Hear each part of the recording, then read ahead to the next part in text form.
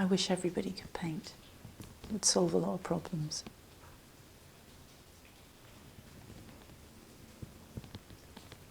There'll be people now trawling around shopping malls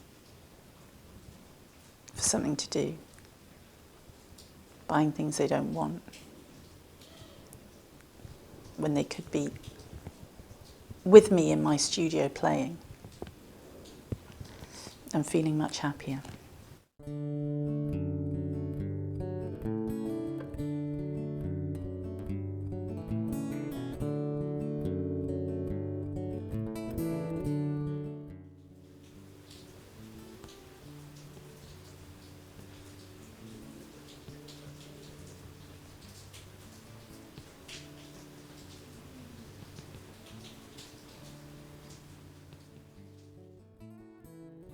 Focus.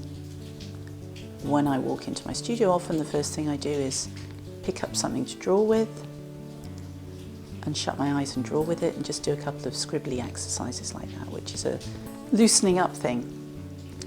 And sometimes I do the same thing with my other hand. And these are very common tools for artists and for draftsmen. It's loosening up and warming up.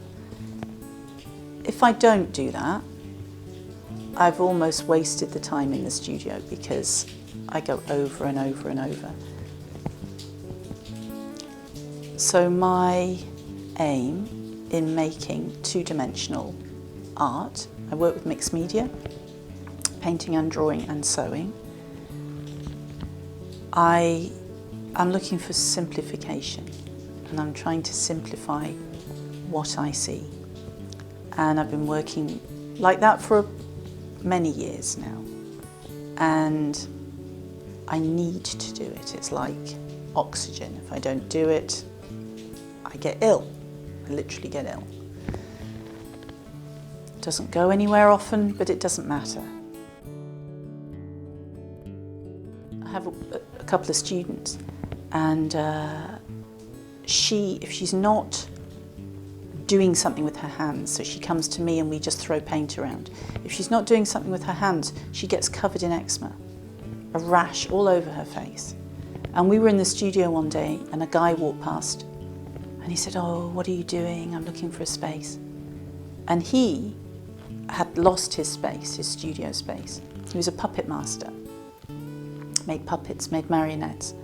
He said, "I'm desperate to find a space and I can't find one." And he said, "Look."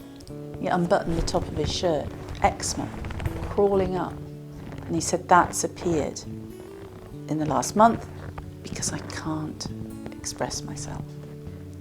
So I had these two people in the studio going, "Thank you for giving us the space to be able to do that, because what happens otherwise, it eats away at you from the inside."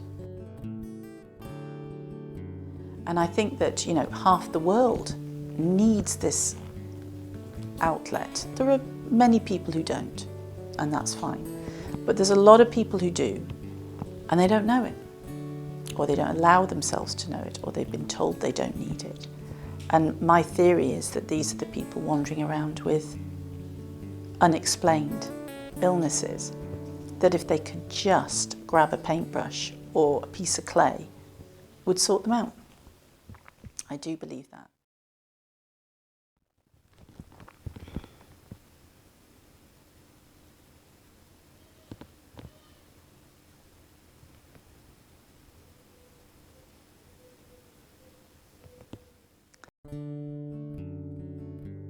I want more people to have this, and they won't allow themselves to. They're here on retreats, they're here to find, they know it, they've read about it. They know that if they give their child a paintbrush, this is good for their child, but they don't know why. They don't know why. All they see is it's making a mess on their kitchen table, so they start to limit it, And there are many people who I see anyway, I'm sure there's a lot more, but who are still tied to their phones and the advertising messages and their chat groups online and their peer group and what they ought to, and should and ought to be doing at certain times in their lives, and they're just in it. And it starts from, now I've got this little grandson, it starts from then. You have to fight this stuff. You've got to really fight to be an individual. The teaching side of me would be like, come on, I can show you how you can have a good life. Without changing much. Without changing much of what you're doing, without leaving home, losing your family, leaving your job. It's a slight shift in perspective. Because people want it. They want it. They really want it. They don't know. They know they want something different. And yet they're too, I suppose it's scared, or they'll find any excuse to not do it. The work itself, whether it's seen or not, yes, it's important. It's nice to have recognition for work that you do. But it's not as important as just the being able to do it. The process and the learning and the discovery of being able to do it. Some people travel, some people do sport, some people play chess, some people read, whatever it happens to be, whatever floats your boat. But for me, it's taking colour, a mark, anything, I don't care what it is, and making it sing.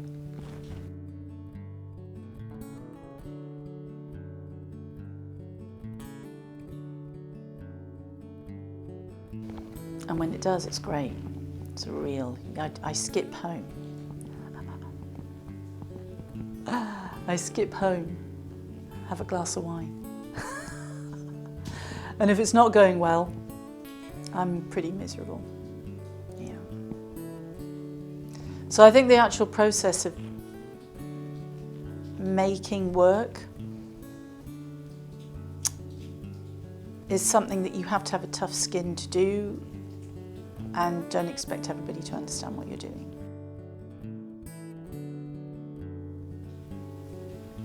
I just see the students that I have, they completely change and grow. They absolutely, it becomes almost a therapy for them.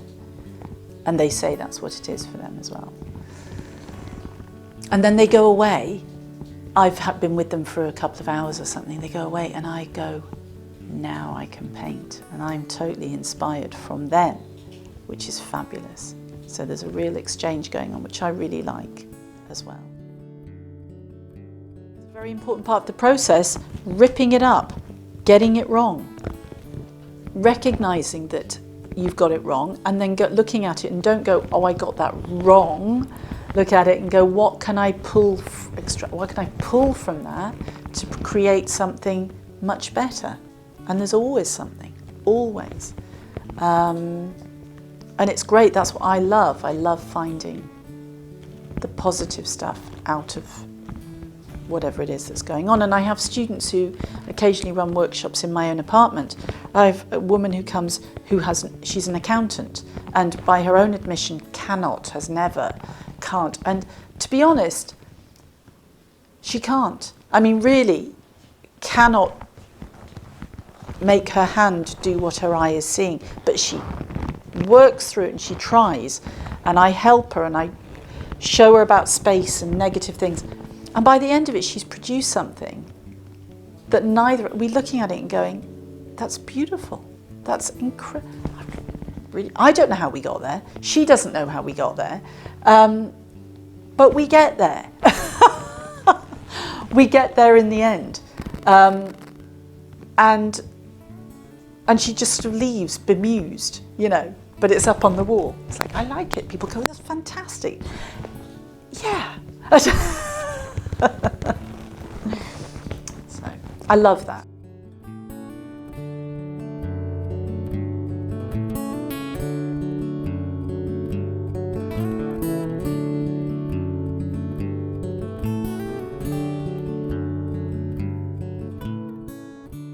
And then when I realised this is my art, this is what I'm trying to, I'm not a painter.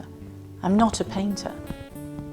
I'm trying to use art to help other people or point things out or show, you know, instead of writing a novel, you know, just try and illustrate how I see things, because I do see things slightly differently when I talk to other people. I am amazed how I see things differently. And there's a lot of things I don't see that they do see. Dark for a while, because I am not a painter, actually. Not very good with paint. But I am good at picking up on vibes and very immediately putting it down, and it works. So I have to create the vibes.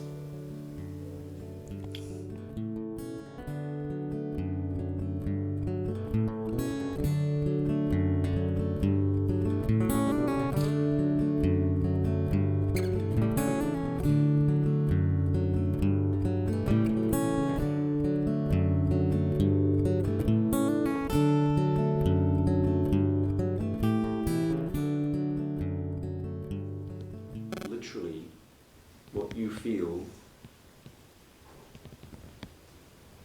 comes to mind. Okay.